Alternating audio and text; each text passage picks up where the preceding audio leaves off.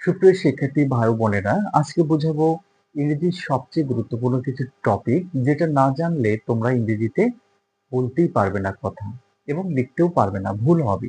তাহলে চলো দেখে নেই সেই গুরুত্বপূর্ণ topic. I bought 50 dozens pens. তাহলে এই বাক্যটা ভুল না সঠিক? তাহলে এটা কিন্তু ভুল। আমাদের মনে রাখতে হবে, ডজনের পরে কখনো এস যুক্ত হয় না যদি সেই ডজনের আগে কোনো সংখ্যার উল্লেখ থাকে। তাহলে আমাদের এখানে এই ডজনের এসটা কিন্তু ভুল। আবার 10,000 পিপল জয়েন্ট দ্য মিটিং, এখানে এই এসটা কিন্তু ভুল। 10,000, তাই না? 10,000, 10,000 হবে না, 10,000 হবে। আবার গিভ মি 400 টাকা, এখানে হান্ড্রেডস এর এসটা কিন্তু হবে না, শুধু 100 হবে। এখন কেন এই এস গুলো বাদ গেল? আমাদের নিয়ম হলো, যদি ডজন থাকে, dozen, 100, score, 1000 and million, don't take s while a number comes before them।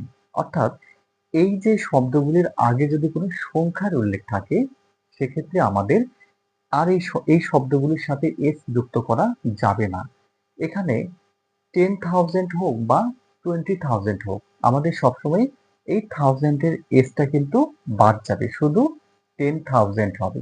এখানে একইভাবে 50 ডজনস হবে না, 50 ডজন হবে, তাই না? একইভাবে 400 হবে না, 400 হবে।